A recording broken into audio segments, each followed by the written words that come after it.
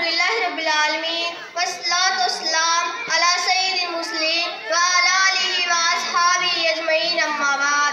अल्लाहु ताला औज़ु बिल्लाहि मिनश शैतानिर रजीम बिस्मिल्लाहिर रहमानिर रहीम।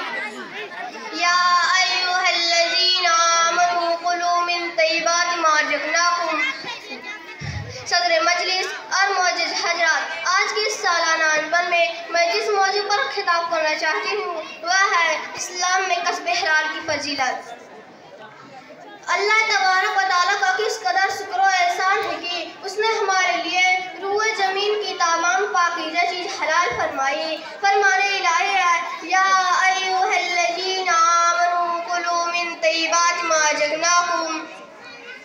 जमीन में जो भी हलाल और पाकीज़ा चीज़ खाओ, सिर्फ वही चीज़ खाना हराम है जिनको शरीयत ने हराम बतलाया है। उसके अलावा जरिया आमदनी अगर हराम हो, कमाने का तरीका अगर गलत हो, चोरी बेईमानी लूट खसूट की रकम हो, तो ऐसी रकम से जो भी चीज़ हासिल हो वह सब हराम है। और ना सिर्फ हराम ही बल्कि अगर ऐसी कमाई इस्तेमाल में लाई जाए और साथ ही खूब इबादत की जाए, ढेर सारे नमाज रोजे अंजाम दिए जाए, मुतअद्दिद हज उम्रों का सफर हासिल कर लिया जाए, तब भी वह इंसान फलाहों का मराने के करीब भी नहीं जा सकता, बल्कि उसकी सारी मेहनत और इबादत रियाजत रायगा और बेकार जाएगी। एक हदीस में जो कि सही मुस्लिम की रिवायत है, रसूल अकरम सल्लल्लाहु अलैहि वसल्लम इरशाद फरमाते हैं कि एक आदमी तवील सफर करके एक मुकद्दस मकाम पर जाता है और अपने हाथों को फैलाकर ऐ मेरे रब कहता है, हालांकि उसका खाना पीना लिबास और परवरिश सब हराम वजह से होती है, तो भला ऐसे शख्स की दुआ कहाँ और क्यों ना कबूल की जा सकती है।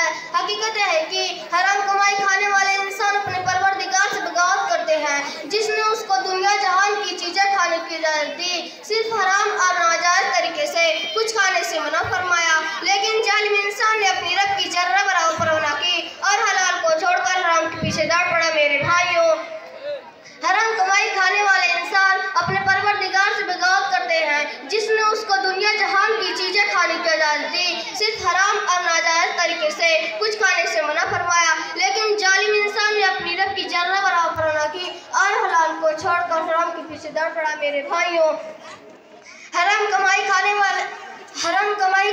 और पीने से हमारे दिन में मना किया गया है। साथ ही मुफ्त की कमाई से, किसी के आगे हाथ फैलाने से, गदागिरी और भीख मांगने से भी मजहब इस्लाम में सख्ती से रोका गया है। एक हदीस में रसूल अकरम सल्लल्लाहु अलैहि वसल्लम ने बड़ी प्यारी बात इरशाद फरमाई कि ऊपर वाला हाथ नीचे वाले हाथ से बेहतर होता है, यानी देने वाला हाथ मांगने वाले हाथ से बहरहाल बेहतर होता है। यही वजह है कि आप सल्लल्लाहु अलैहि वसल्लम के पास